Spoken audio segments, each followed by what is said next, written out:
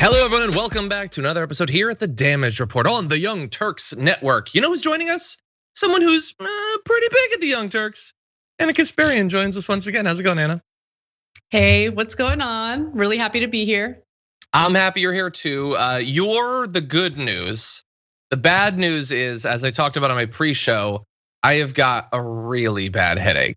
Like a headache that is affecting my head and like all down the back of my neck and everything, and I've had it for days. So I'm gonna do my best on the show. If I don't quite bring it like I normally do, I apologize.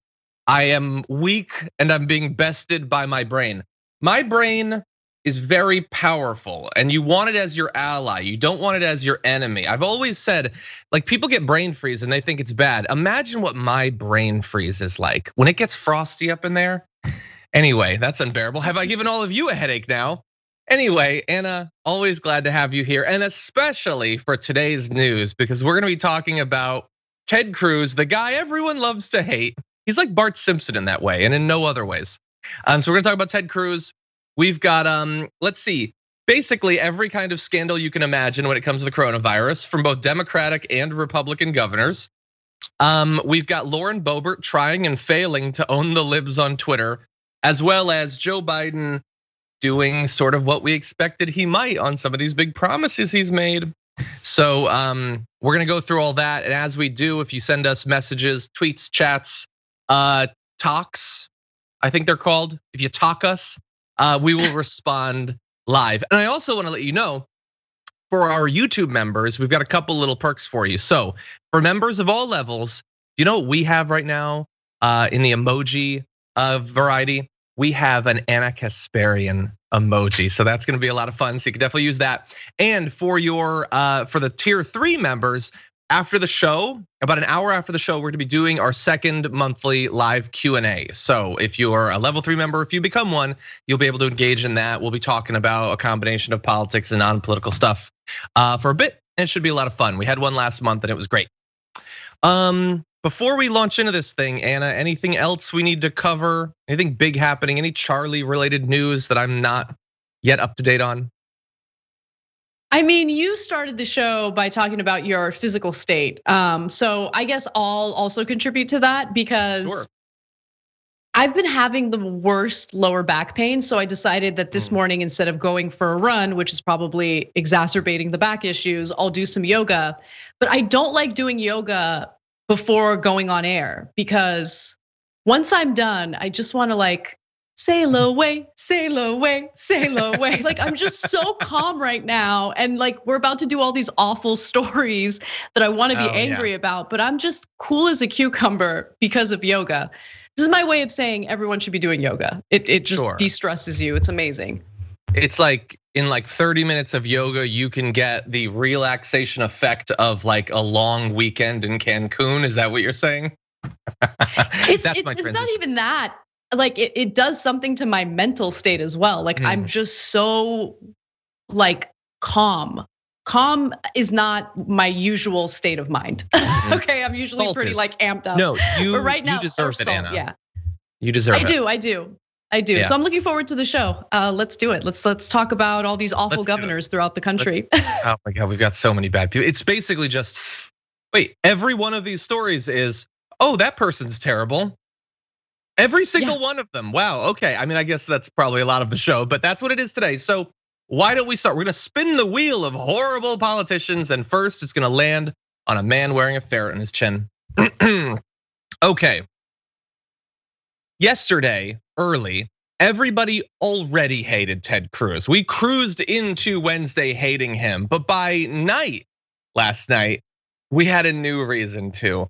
When he decided to do one of the most detached, aloof, the peasants can fend for themselves behaviors that I can imagine, when he apparently, this is the theory, flew to Cancun while millions of his constituents are having to boil water. They're literally dying in their cars of methane poisoning because they don't have heat for multiple days. He went off for a nice vacation. Now, it was sort of a rumor at first, and people had to do their own like sleuthin' type stuff.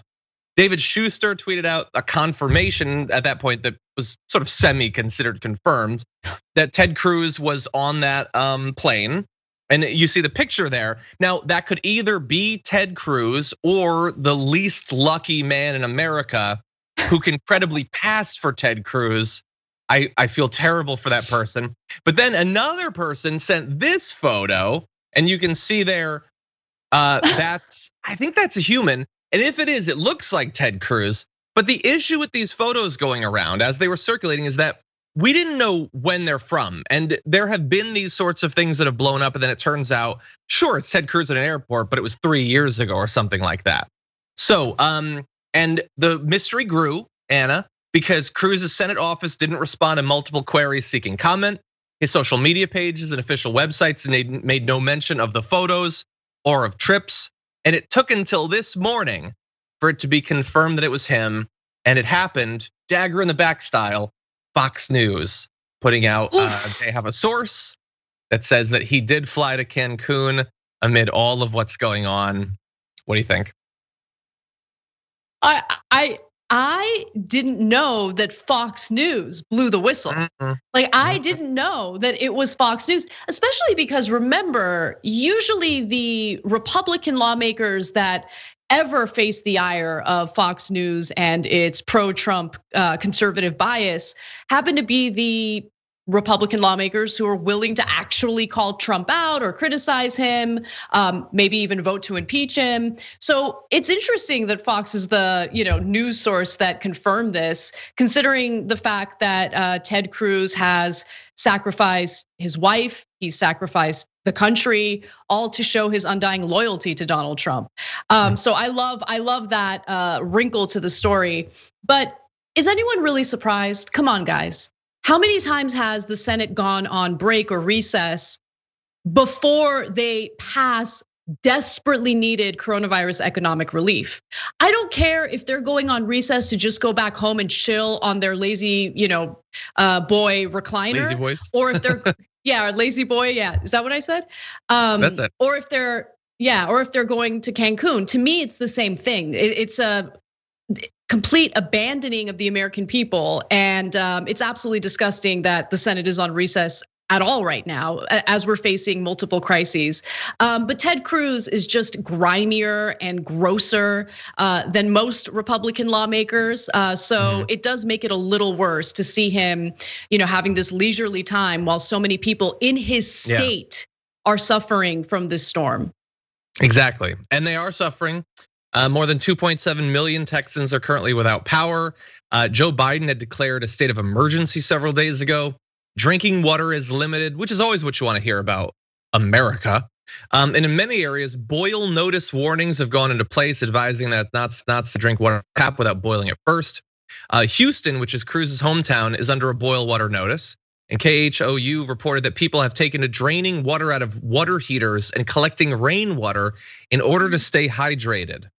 So things not going especially well, I guess. Hospitals throughout the state have reported that they're experiencing heat and water issues. And at the extreme cold across the region that has been tied to the deaths of at least 20 people, many Texans have been out without heat for several days. And so that number could go up. So that is the situation that he could have returned to from DC, but decided, Cruzy needs to soak. A little hot tub, get a little bit of like a Mai Tai action. That's what Cruzy needs. And that's what he decided to do. And look, as you point out, it's not like he's the only one that's disconnected, but they're all disconnected from the pandemic. He's disconnected from that and the crisis in his state.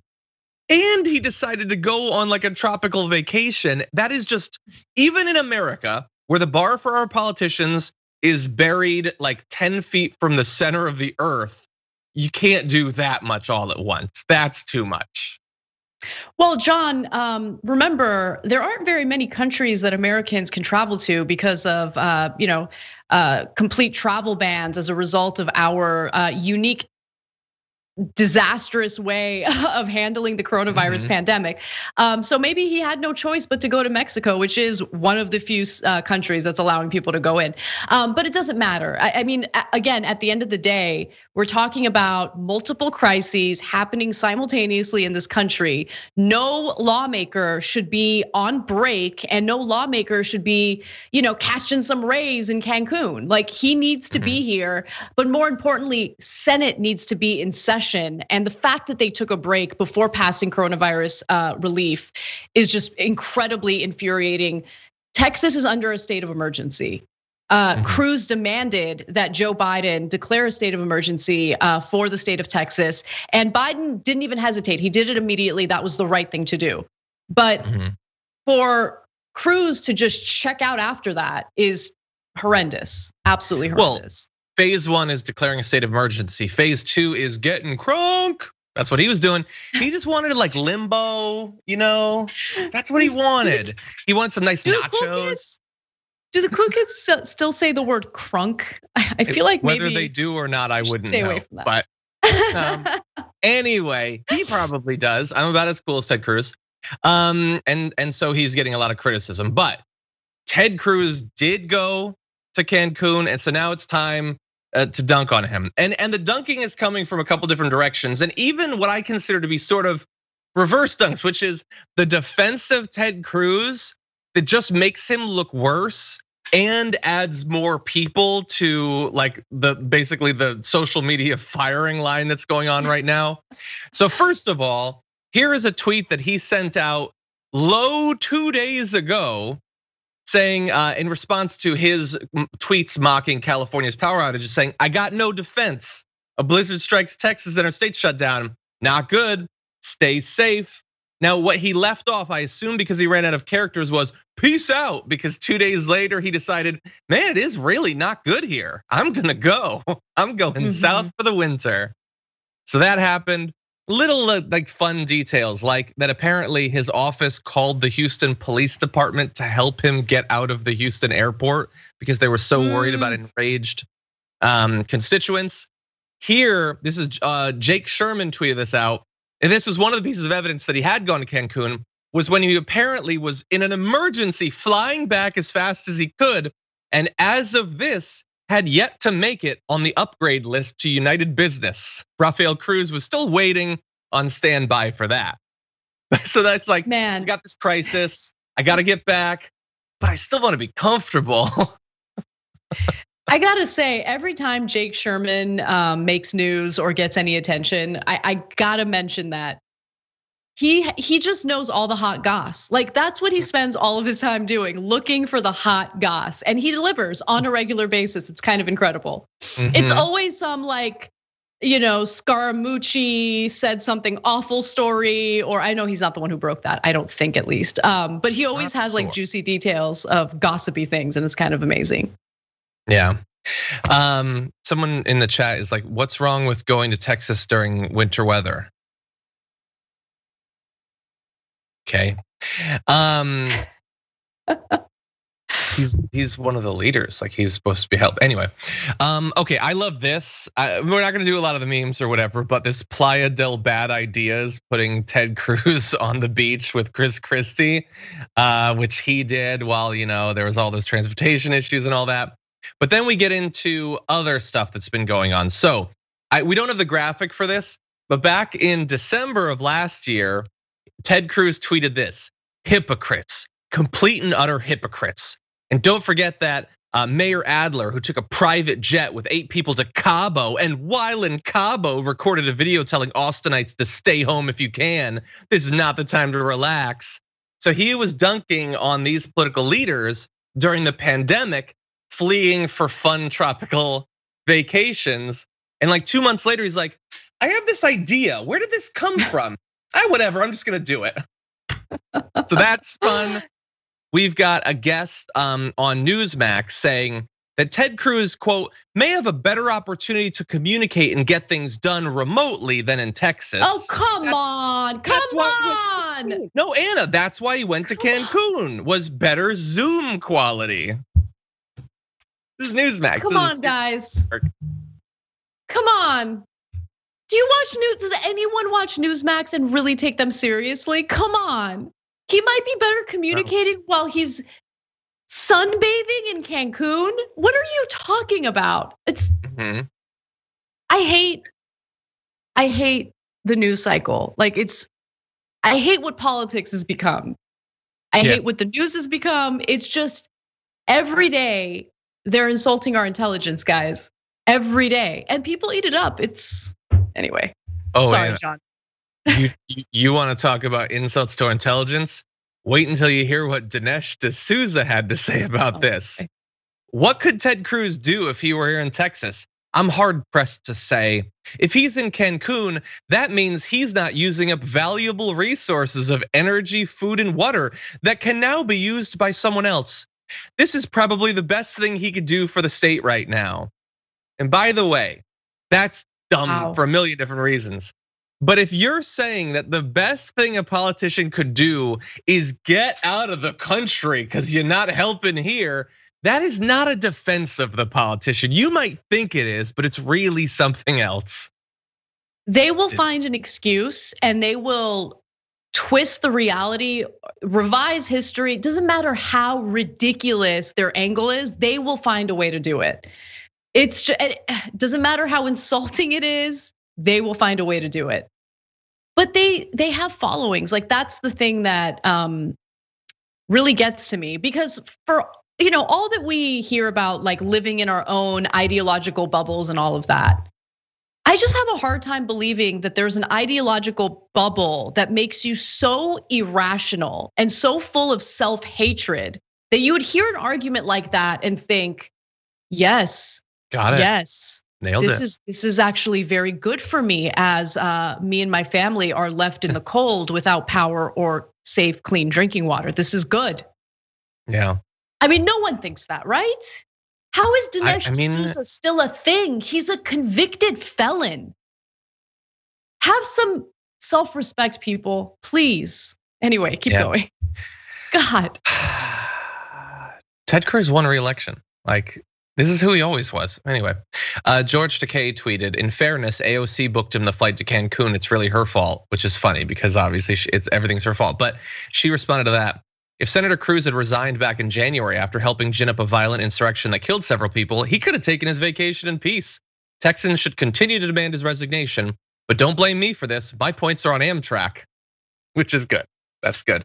And my final point on this is, going to Cancun during multiple crises like this is insane.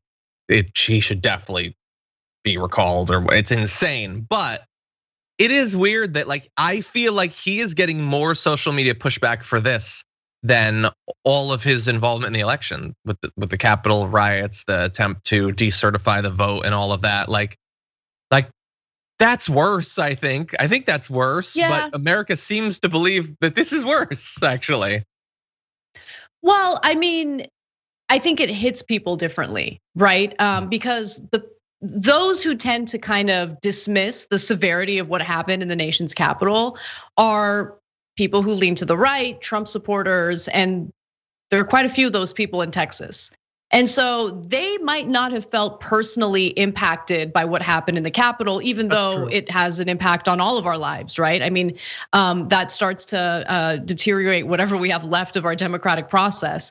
But for Texans who are really feeling it right now, I mean, they're not able to keep themselves or members of their families warm and safe. And it's a pretty terrifying thing. Once people feel the impact on their personal lives, that's when things get real. And I think that's what we're seeing right now.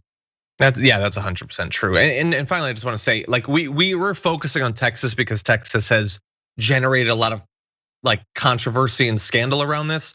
But obviously, a lot of other states are being hit really hard too. They may not have some of the power problems, but people are dying. Like, as many people have died in the Northeast as in Texas, at least as of when I checked. So it is really bad outside of there. And if you're in one of these areas, I don't want you to feel like we don't recognize that you're suffering too, just because we're focusing on Texas.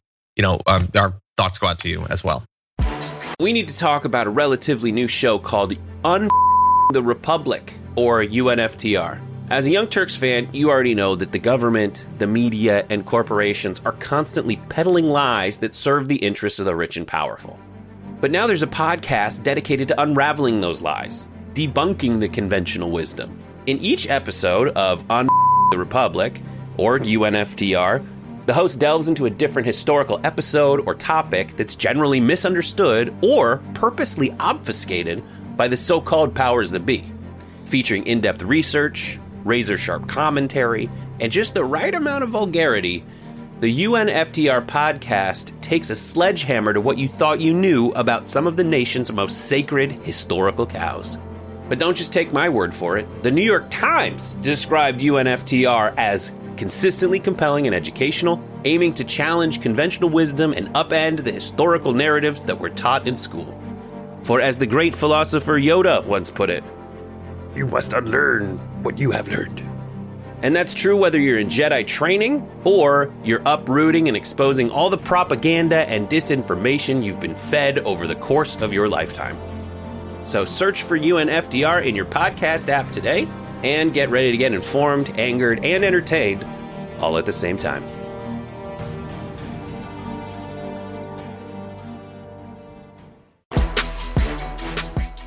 Governor Andrew Cuomo, early on in the pandemic, got a lot of good vibes for his response to the pandemic.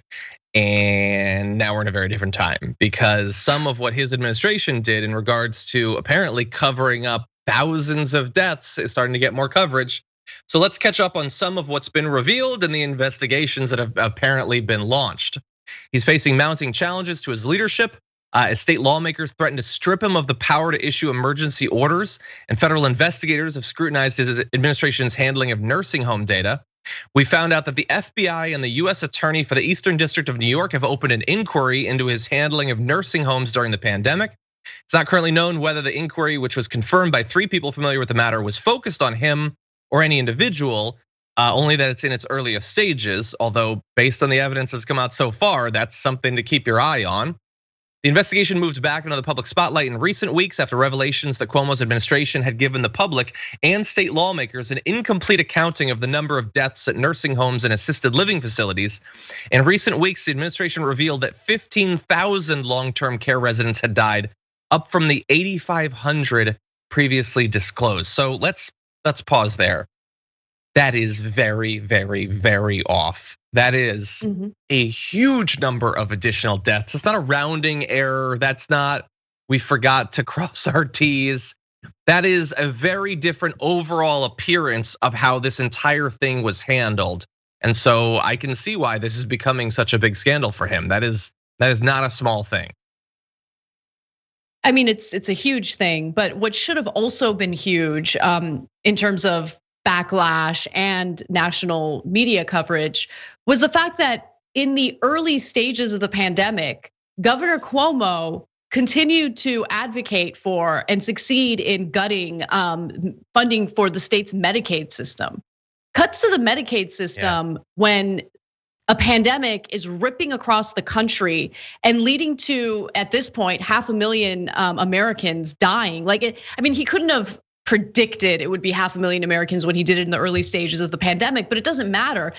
He knew the pandemic was severe. He knew that there are people in this country, particularly in high-cost states like New York, that don't have the means to provide themselves with health insurance. He knows that people are going to lose their employer-provided health insurance as a result of closures and layoffs and furloughs. So it's not surprising to me that he did this. Governor Cuomo was never what he was branded as in the beginning of this pandemic. Governor Cuomo has been far more conservative than some of the corporate Democrats that we're highly critical of. So congratulations to waking up to who Cuomo is. This is who he is. Again, that red flag, that was a huge deal in the beginning of the pandemic, and it barely got any attention. The only news organizations that covered it were independent news organizations on the left. Other than that, everyone else was just kind of like applauding him because, sorry, I know I'm going on and on, but I do want to really drive home this point. Because the Trump administration was so awful in responding to the pandemic that his failure, Trump's failure, helped to whitewash the failures of governors across the country, particularly Democratic governors like Cuomo. So it's just infuriating when people think that, if we have a president as awful as Trump, that'll make people wake up to the fact that we need someone who champions progressive policies. No, it doesn't work that way. All Trump did was really whitewash some of the horrendous governance that we were complaining about before Trump was even a thought in our minds regarding being in the government, Yeah, I think you're right. And I think also, Trump being so bad might have led some people to believe, he's the problem on governance with the pandemic. Everyone else, therefore, must be much better and trustworthy. And I think that affected how people evaluated things like Cuomo during the early stages of the pandemic. And I think it's also leading some of them to just assume that Biden's gonna do the right thing and we don't need to really keep any tabs on it when that is not necessarily guaranteed. I think you're right that he turned out to be more conservative in this area. I also think he turned out to be far more concerned with his public image. I think he loved the boost to his approval ratings. Dude wrote a book about their handling of the pandemic when thousands of people are still dying every day around the country. Like, maybe you could wait until it's afterward. Like, it's not like, you're halfway up the beaches of Normandy, you're like, I gotta get this down. People are gonna wanna know. Like, no, hold on. We were still dealing with this, buddy. But no, if you can publish that.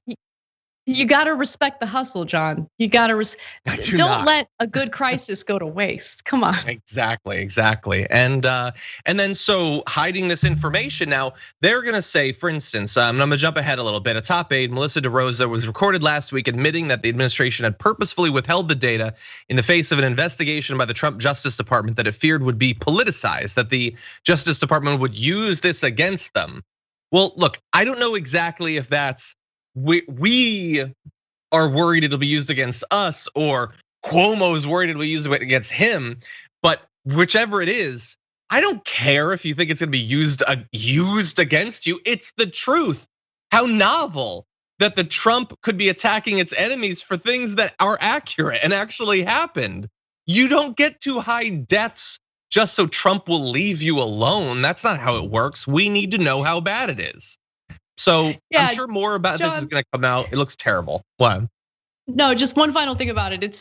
I'm amazed that they thought that would be a good response or a good excuse, because all it reads to me was, we were very scared of Trump, so we hid the numbers. Like that. Oh, you guys are cowards? You guys would rather lie to the American people. You'd rather lie to your constituents than face a tweet from Donald Trump. I mean, it's pretty pathetic, but you're right. Cuomo's only worried about his own image. Totally. What kind of defense is that? It's like, why did you hide the body? Well, I thought the cops would use it against me. Okay, I get that. I get that train of thought. It's not okay though, and you should keep it to yourself because you sound insane. Anyway, so we're gonna see what's gonna happen with Cuomo. I'm sure that he, up until very recently, probably thought he was gonna come rocketing out of this pandemic and run for president in 4 years. Hopefully, an accurate accounting of what he actually did and didn't do will kneecap those political aspirations, but we'll have to see. Okay, let's jump immediately into our next story. It's a weird one, and we're gonna have more coronavirus related scandals a little bit later on, but this is something that we meant to get to yesterday. It's just crazy, so let's jump into it.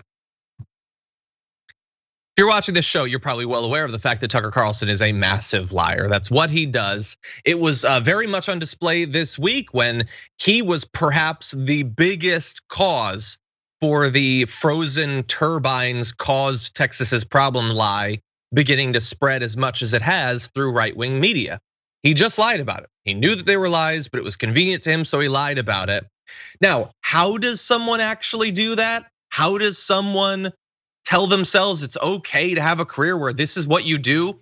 Well, oddly enough, that sort of questioning has been very much on his mind. But imagine if lying was your job.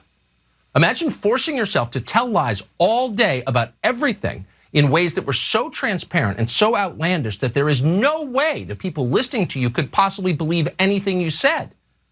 Then imagine doing that again and again and again every day of your professional life for your entire life. Could you do that? Could you do that? Could you do that, Tucker? Imagine going on your show and telling your audience exactly what grift you're running. It's almost like a challenge. Like, can I admit it all to my audience and they'll still love me? Well, probably. They're so hoodwinked by this guy that they won't identify that what he's saying CNN does is obviously what he does. But he had that little monologue there mid-massive lie, amidst a variety of other lies about the vaccine and about the election and about Black Lives Matter and about basically everything. This is what he does, as well as one other thing, which we're gonna turn to a little bit later on. But Anna, what do you think?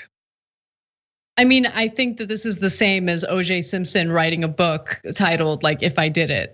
Like it's just Tucker Carlson kind of like telling on himself. But it's not like his regular viewers are gonna watch that and actually think, oh yeah, this is what Tucker's doing. They trust him. They really think that he's a good guy and they've bought into his propaganda. And he's got that nice little sidebar with all of the other cable news logos and network logos. So all they're gonna see with that segment is fake news. Everyone other than Fox and possibly Newsmax and OAN are awful and they lie to us and they make a living lying to us. But also, like, one thing that stood out to me was how he was talking about individuals who lie and spread propaganda for a living. And he just had like what appeared to be genuine disgust.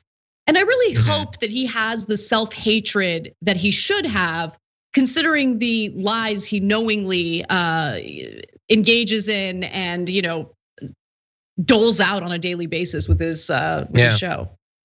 Yeah, maybe. I think it's far more likely that he tells himself that my audience members are the dumbest people in the country.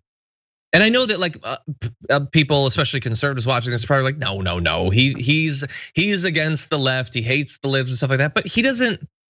But is he though? Like, he doesn't have anything to do with leftists or Democrats. They don't watch his show. He doesn't interact with them. The people that he talks to are people that he only lies to, that he has no economic connection to these people. The class distinction, the divide is as big as it could possibly be. Like, I am sure that he has convinced himself that these dumb peasants, I can exploit them as much as I want. Like, the left doesn't really enter in it. He talks about them, but they have nothing to do with what he's doing. So I think there might be some self-loathing, but I think there's a lot more loathing for the people who are receiving that message from him. And I just want to remind people, by the way. Yeah, I agree with you on that. I mean, you can tell by the way he reads his monologues to his audience. He talks to them, he talks at them as if they're children. Yes, exactly. Why would they lie to you? And that is what they're doing. They're lying to you. But why? Yeah. Anyway, reminder in terms of the lying, like, I'm saying that he's a liar, Anna's saying that he's a liar. He seems to be admitting he's a liar, but let's be clear. The Fox News Network wants you to know that he's a liar, because we can go back to McDougal versus Fox News Network, that famous case that's now being referenced quite a bit, where the judge said this general tenor of the Tucker Carlson show should then inform a viewer that he's not stating actual facts about the topics he discusses and is instead engaging in exaggeration and non-literal commentary. The judge said Fox persuasively argues that given Mr. Carlson's reputation, these are all direct quotes from the write-up for the case. This is directly from what the judge wrote. None of this is added. Given Mr. Carlson's reputation, any reasonable viewer arrives with an appropriate amount of skepticism about the statements he makes. Whether the court frames Mr. Carlson's statements as exaggeration, non-literal commentary, or simply bloviating for his audience, the conclusion remains the same. The statements are not actionable because they're not based on anything. That was Fox's defense against a court case. And they apparently successfully argued that nobody who watches Tucker Carlson thinks he's actually telling the truth. But unfortunately, that is maybe a good defense in court. I don't think it's actually true. I think many of his viewers think that he is telling the most truth, and he has successfully hoodwinked people, not just on the right, into thinking that he is some sort of good faith actor that leftists should try to ally with on certain topics, when he is perhaps a bigger liar than anyone else on Fox. Like the whole con of right-wing populism and all that, like, everyone should be able to see through it. They should know that it's not actionable. But some people have still been confused about this. You want to go on to something weird, Anna? Let's do this. Yes. Tucker Carlson's show is 50% lies and it's 50%. And I apologize if I'm the one revealing this to you. Really, really weird horniness. So I want you to watch this video. And at the heart of this great American family is a love story. One man, one woman, and the fires of passion that changed the course of our history. Not since Anthony dined with Cleopatra in downtown Antioch, before they killed themselves, obviously, has a country witnessed a love story as moving and poignant as Jill and Joe's. No, ladies and gentlemen, Jill Biden is not Joe's caretaker. She isn't his nurse. She's his fully equal romantic partner. Together, they are like besotted teens, yet at the same time, they are the wise and knowing parents of a nation. As a headline from Politico on Valentine's Day put it, quote, historians and relationship experts agree. The first couple's romantic gestures aren't just genuine, they're restorative. So it's official. The Biden's affection is totally real. It's in no way part of a slick PR campaign devised by cynical consultants determined to hide the president's senility by misdirection. Not at all. Their love is as real as climate change. Okay, so Anna, I don't know if you're familiar with the video from like 2 weeks ago of Tucker Carlson talking about sweat on your upper lip as Joe Biden's arms go around you. Like he spent the time between that video and this in Horny jail. We put him there, but this is becoming a more and more common thing. It is there. Like what most people don't know about America is there are a lot of elderly conservatives, and I know that we don't like to admit this, but elderly conservatives have sex drives like everyone else, and it's a pandemic. So you have a lot of really, really old, really, really horny people who need entertainment. And Tucker Carlson is tapping into that hardcore, really hardcore, if you know what I mean. But that's what he's doing. Gosh. You know, it's funny because I kind of read that segment differently. What I got out of it was that Tucker Carlson is experiencing some stuff with his relationship. Like he seems pretty angry and bitter about, the president and the first lady showing some public affection. I mean, I don't care. I don't care. Like even the Melania slapping Trump's hand away stories, like they were funny, but like obviously I don't care, and I don't know what's really going on in their relationship, and I don't think it should even matter, right? So that's my take on all of it. If there's a couple showing PDA, cool. If there's a couple that's married and absolutely hates each other, cool. That's normal too. That's an issue throughout the country. But like Tucker Carlson's rage in that segment stood out to me. Like why he's so cynical and so bitter about relationships and public affection. Like, yeah, I don't know, Tucker, maybe you're overworking. Maybe you need to take a nice long break and try to work things out with your wife. I don't know. It just seemed a little too personal for him. Maybe it's personal. Maybe it's just like he wants to always pretend that he's at arm's length from Trump. He's not Sean Hannity. He's not doing like pillow time talk with Trump. And yet, he's acting like he's acting like the story is about Melania being mad that people like Jill Biden.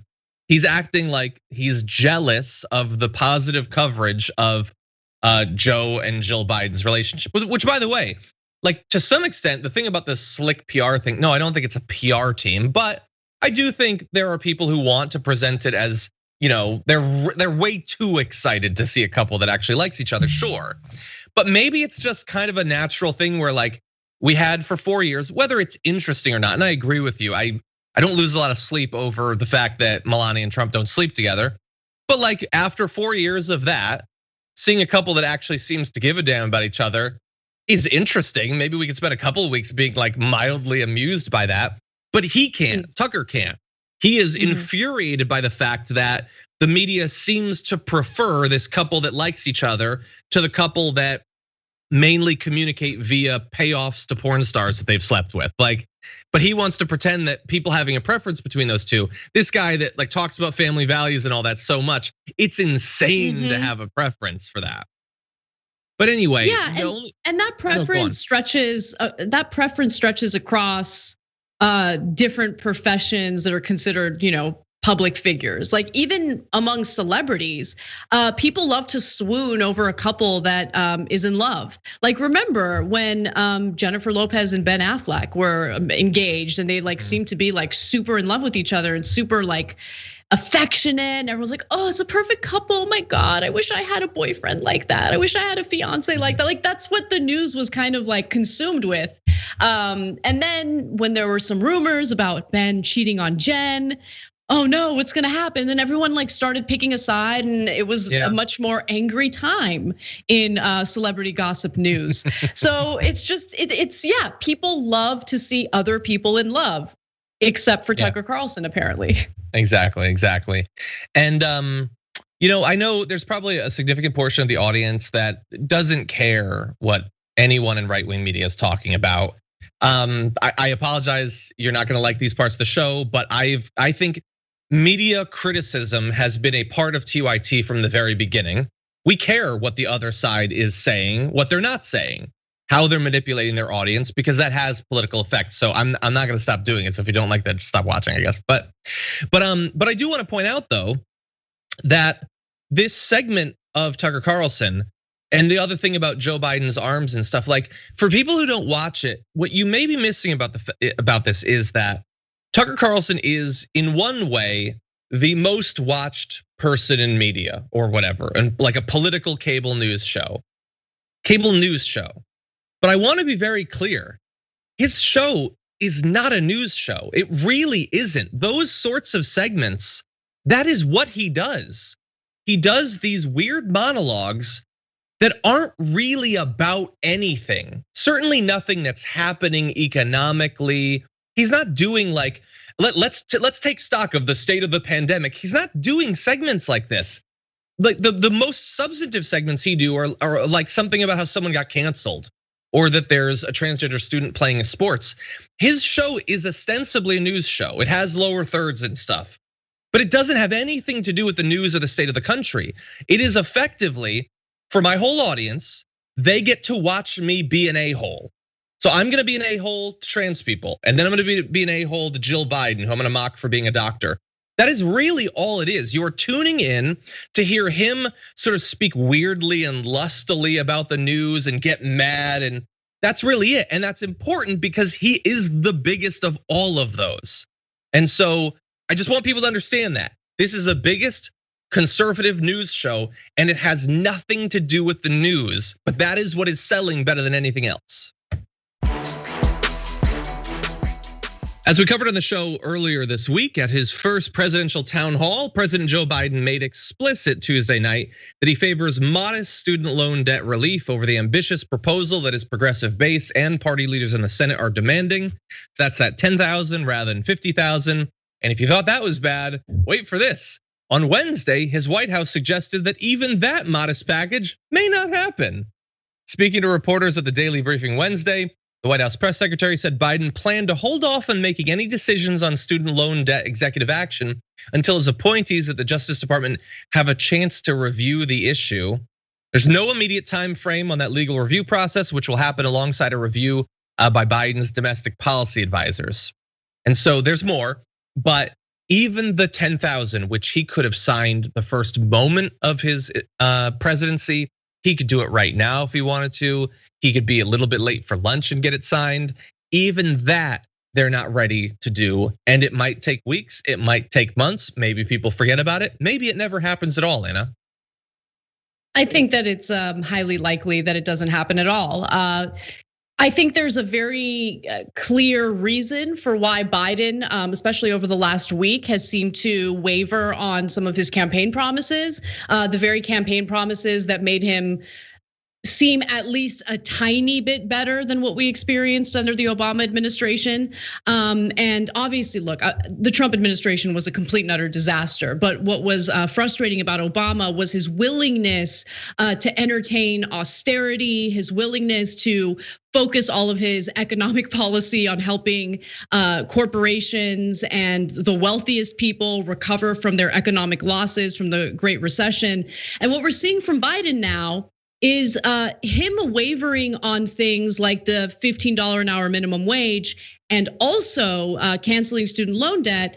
Because just last week, he met with corporate CEOs in the White House as the impeachment trial was taking place. He also received a letter from the US Chamber of Commerce, as did members of Congress, arguing that the approach to the coronavirus relief package needs to be a much more targeted approach, a much more measured approach, and that $15 an hour would be complete and utter devastation for companies and restaurants. And so, I mean, just connect the dots, guys. At the end of the day, when it comes to the best interests of the American people, all of that really pales in comparison to the corporate executives and the corporate donors who really run this country.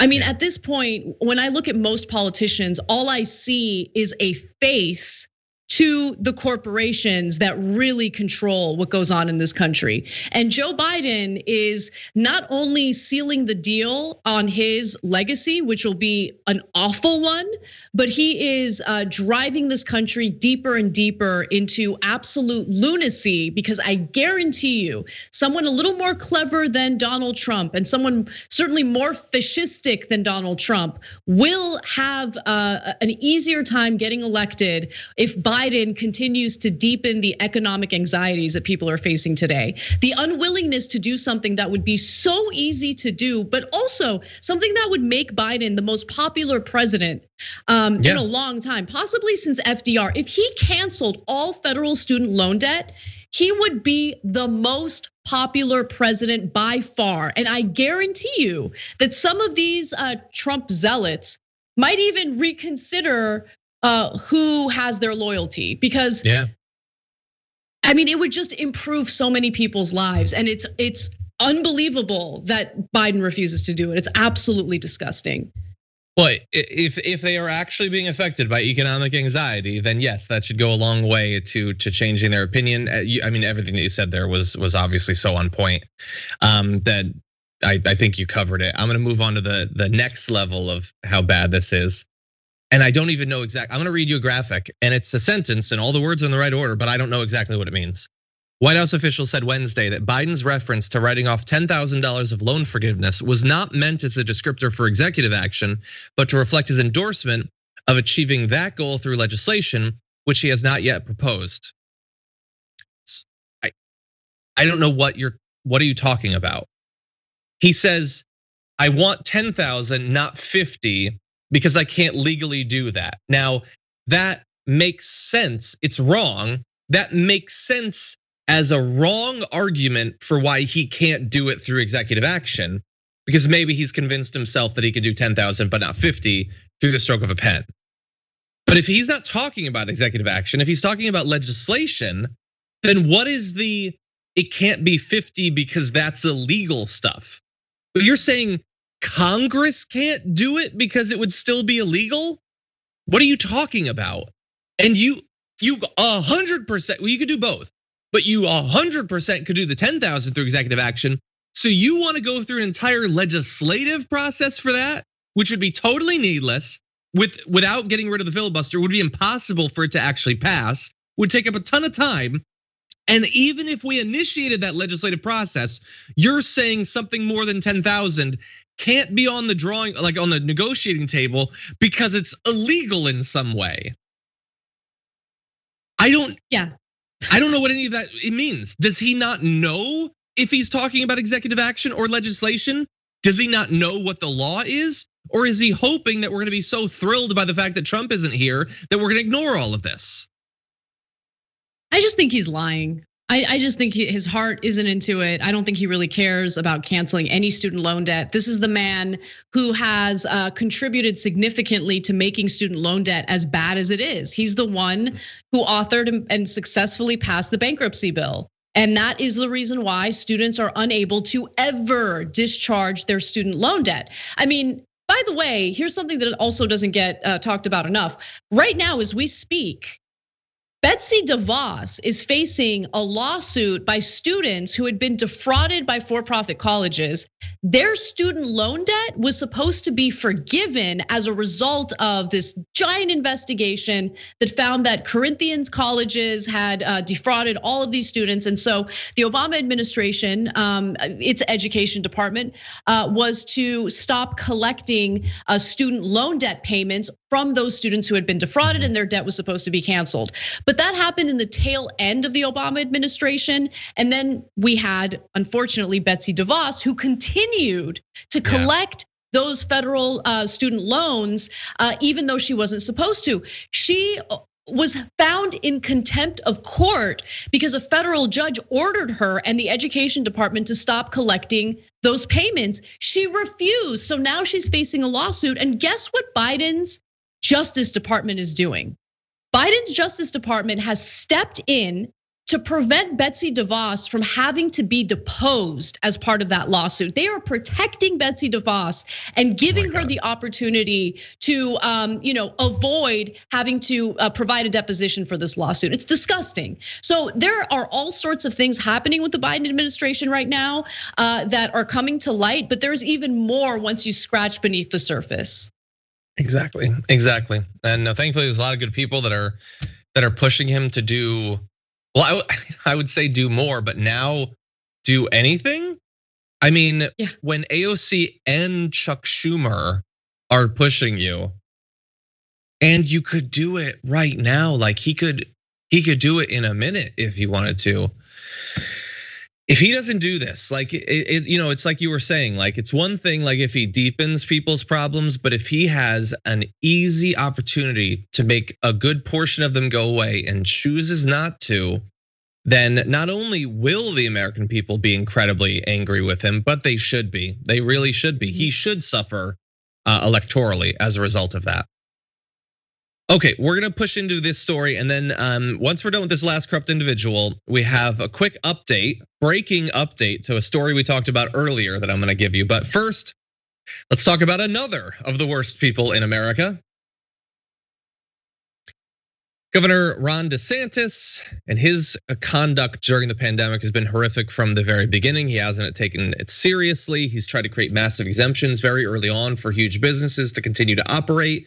He was photographed demonstrating that he doesn't know how masks work, and he tried to restart as quick as possible.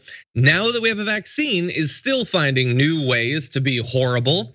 He's now facing questions over his decision to provide seniors living in some basically planned communities with early access to the vaccine, seemingly as a result of massive donations that have been given to him. So this is Lakewood Ranch. This is a planned community in Southwest Florida. Has family ties to Liz and Dick Uline. The New York Times dubbed the pair the most powerful conservative couple you've never heard of. Those couples' list of political contributions include $900,000 given to DeSantis in 2018 and 2019. Now look, we talk about politicians getting big donations. That is a massive amount of money for one couple to give to a governor over the course of just 2 years, $900,000. That is that's presidential primary money from billionaires. That's a huge sum. Now, he is saying that these concerns about favoritism, not a big deal. Take a look at how he defended himself. But look, I mean, if Manatee County doesn't like us doing this, then we are totally fine with putting this in counties that want it. And we're totally happy to do that. So anyone that's saying that, let us know. If you want us to send to Sarasota next time, or Charlotte, or Pasco, or wherever, let us know. We're happy to do it. But I think most people, if we have an opportunity to bring vaccines and do it efficiently, I think that they're gonna want it. And so.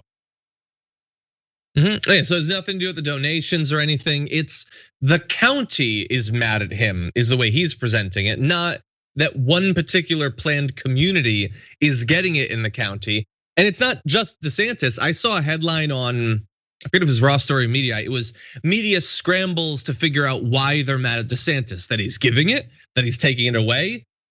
No.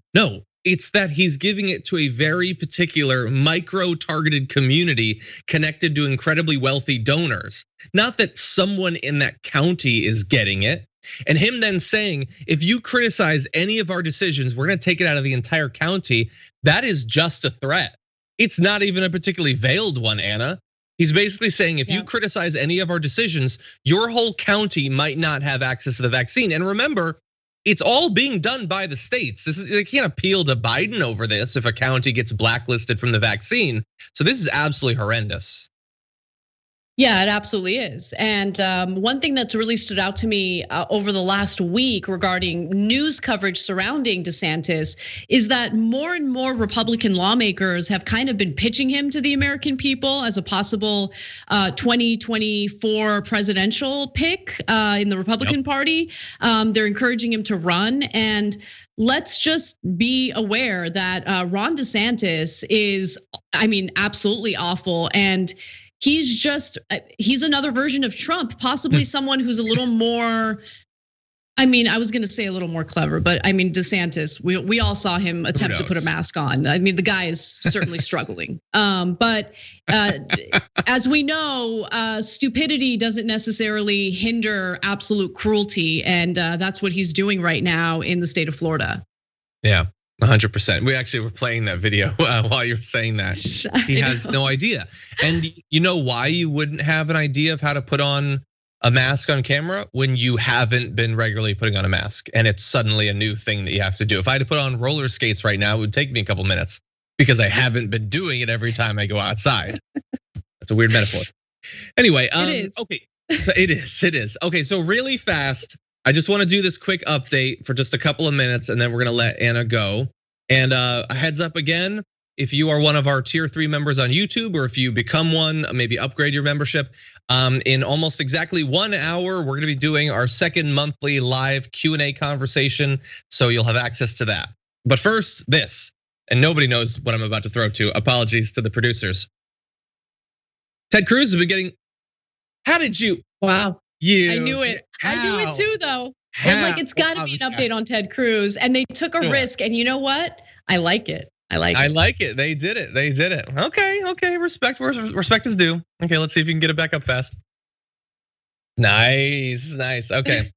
Ted Cruz has been receiving a lot of condemnation for jetting off to Cancun when his entire state is frozen. Now he has put out a statement. And I and Anna Kasparian are going to evaluate whether this is a good enough explanation for why he did what he did. Statement from Ted Cruz. This has been an infuriating week for Texans. The greatest state in the greatest country in the world has been without power. We have food lines, gas lines, and people sleeping at their neighbors' houses. Our homes are freezing and our lights are out. Like millions of Texans, our family lost heat and power too. With school canceled for the week, our girls asked to take a trip with friends. Wanting to be a good dad, I flew down with them last night. And come on. Hold, Anna, hold. We'll adjudicate. Justice Kasparian will be in session, but hold on. Wanting to be a good dad, I flew down with them last night and am flying back this afternoon. My staff and I are in constant communication with state and local leaders to get to the bottom of what happened in Texas. No, seriously, I've got like a Mai Tai in one hand and my smartphone in the other. We want our power back, our water on, and our homes warm. My team and I will continue using all resources to keep Texans informed and safe. Anna, is that good enough? Are you kidding? Okay, first of all, not only is it not good enough, but come on, Rick, he will throw any family member under the bus for his political career. Any family member, even his own children. He's so disgusting. God, like he's a pig. Like only a pig would do something like that. Come on. If anyone buys that, I get it. We can have disagreements politically, okay? We might have different solutions to the very serious problems this country is facing. Might disagree on policy and all that. But we have to agree as Americans, what should bind us as true Americans, true believers in our Constitution and everything America stands for, is the fact that Ted Cruz is a pig. Like we should all be able to agree on that. Especially after he tried to use his own children to make an excuse for abandoning his home state to go on a beach vacation in Cancun. Come on. Yeah. Totally. Yeah, that's one of the older B-rolls, so it's not going to fit as much. But we've already adjudicated that he's in fact not a pig, Anna. He's a possum-faced loser. But anyway, yeah, he just threw his kids under the bus. He's like, they made me do it. They made me do it. Or alternatively, it's like, I mean, what did you want me to do? Be a bad dad? Well, here's my evaluation for what makes you a bad dad. When you're apparently okay with your girls taking international plane flights during a pandemic, that's still bad. It's not like, oh, I thought he was abandoning the state just because he's an evil loser. I didn't know he was abandoning the state because he's an evil loser with kids. That's not better. That's just as bad, Ted Cruz. You still suck. We've adjudicated it.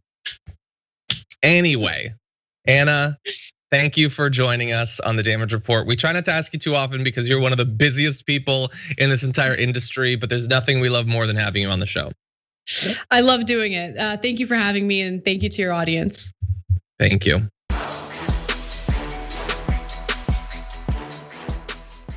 Thanks for listening to the full episode of The Damage Report. Support our work, listen ad-free, access members-only bonus content, and more by subscribing to Apple Podcasts at apple.co/TYT. I'm your host, John Adarola. I'll see you soon.